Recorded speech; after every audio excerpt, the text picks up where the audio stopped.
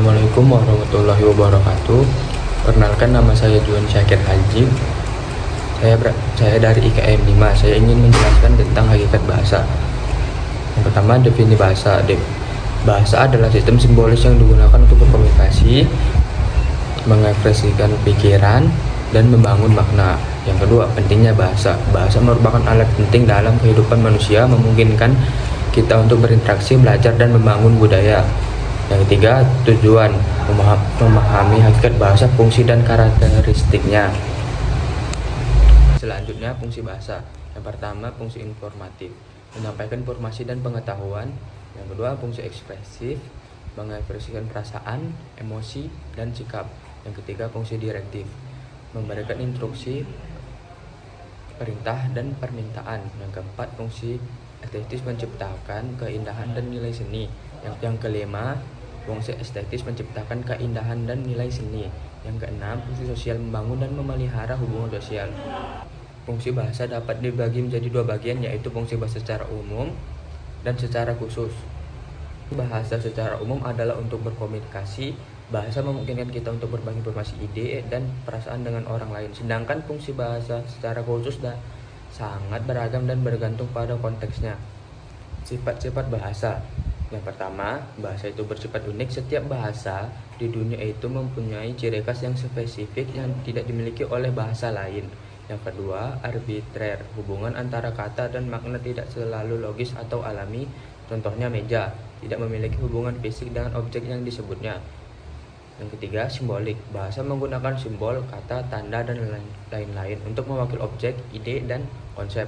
Yang keempat, kognitif. Bahasa berperan penting dalam proses berpikir, mengingat, dan memecahkan masalah. Yang kelima, evolusioner. Bahasa berkembang secara bertahap melalui proses evolusi dan adaptasi. Yang keenam, sosial. Bahasa sosial. Bahasa digunakan untuk berinteraksi dengan orang lain dan membangun hubungan sosial. Selanjutnya, teori bahasa. Teori bahasa adalah gagasan dasar dalam komputasi yang digunakan untuk mengenali masalah. Yang pertama, teori strukturalisme, menekankan struktur dan sistem bahasa. Yang kedua, sistem generatif, menekankan kemampuan manusia untuk menghasilkan kalimat baru. Yang ketiga, teori pragmatik, menekankan konteks dan fungsi bahasa dalam komunikasi. Keempat, teori sosiolinguistik, menekankan pengaruh sosial dan budaya terhadap bahasa. Teori bahasa membahas tentang bahasa formal yang merupakan kumpulan kalimat yang dibangkitkan oleh tata bahasa yang sama. Bahasa formal dapat dibangkitkan oleh dua atau lebih tata bahasa yang berbeda. Selanjutnya, bahasa baku dan tidak baku. Kata baku adalah kata yang cara pengucapannya atau penulisannya sesuai dengan kaidah-kaidah standar atau kaidah yang telah dibakukan. Kata tidak baku. Kata tidak baku adalah kata yang pengucapan atau penulisannya tidak memenuhi kaidah bahasa Indonesia. Ciri-ciri kata baku. Yang pertama, kata baku tidak dapat berubah setiap saat. Yang kedua, tidak terpengaruh bahasa daerah. Yang ketiga, bukan bahasa percakapan sehari-hari. Yang keempat, tidak terpengaruh bahasa asing. Yang kelima, penggunaan kata baku sesuai dengan konteks di dalam kalimat. Yang keenam, kata baku tidak mempunyai arti yang rancu. Yang ketujuh, kata baku tidak mengandung arti pleonasme. Yang kedelapan, pemakaian imbuhan pada kata baku secara eksplisit. Ciri-ciri kata tidak baku. Yang pertama, dapat terpengaruh bahasa daerah atau bahasa asing. Yang kedua, terpengaruh oleh perkembangan zaman. Yang ketiga, digunakan pada percakapan santai. Yang keempat, dapat dibuat oleh siapa saja sesuai keinginan.